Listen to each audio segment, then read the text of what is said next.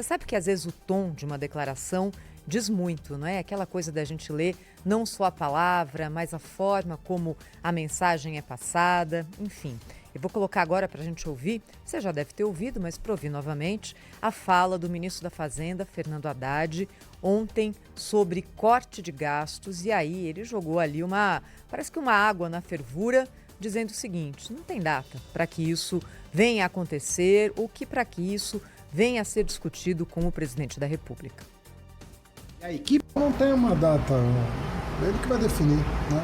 Mas está avançando a conversa, estamos falando muito do planejamento também, estamos fazendo as contas para ele, né? Para a gente fazer uma coisa ajustadinha. Não tem uma data, ele que vai definir, estamos vendo. É um tom ali bem mais brando do que o que vinha sendo falado até agora a respeito dessa questão. Vou até fazer uma pergunta aqui, não é?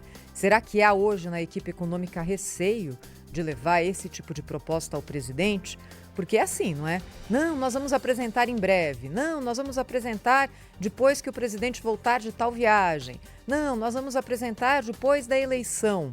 E nada. Quer dizer, o país discute publicamente a necessidade do corte de gastos e isso não é levado de forma objetiva ao presidente da República. É tudo muito estranho. É aquela história de achar o momento certo, que nem quando a gente vai falar, por exemplo, com o chefe, né, pedir alguma coisa, precisa achar o momento certo, mas às vezes o momento certo não surge nunca. Depois dessa declaração do ministro da Fazenda, Fernando Haddad, o dólar subiu a R$ 5,76. É o patamar mais alto desde 2021. E junto com essa declaração de Fernando Haddad veio outra, que também deixou o mercado agitado. Ele falou o seguinte: que notícias publicadas recentemente por alguns veículos indicando que os cortes poderiam ficar entre 30 e 50 bilhões de reais não são reais. Segundo o ministro, nas palavras dele, não sei de onde saíram essas notícias. O tom da ministra Simone Tebet do Planejamento é outro. Nessa semana, ela voltou a bater que não existe social sem fiscal, números mostram que tudo que já tinha que dar certo deu e agora falta coragem de cortar aquilo que é ineficiente. Quem é que está ali mais afinado com o que de fato pensa o presidente da República e que é quem vai bater o martelo nessa história?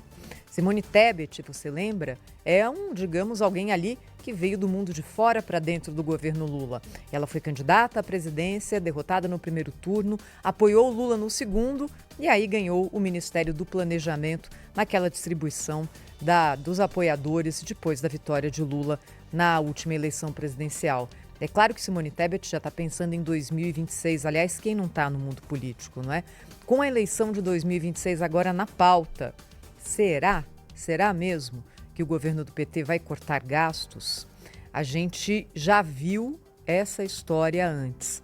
Governos Lula 1 e 2, com indicadores positivos da economia também, aliás, melhores que os de agora. Mas os de agora também não estão tão ruins.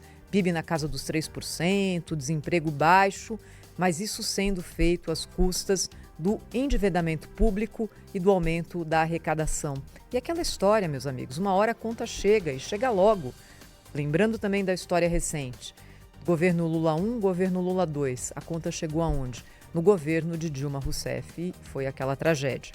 A história pode ser diferente agora, desde que coisas diferentes sejam feitas. Sabe aquilo de eu vou fazer exatamente igual o que eu tenho feito, mas quero que o resultado seja diferente? Não, não é assim que funciona. E o passado recente mostra, infelizmente, de que essa possibilidade de que as coisas sigam de forma diferente agora é remota.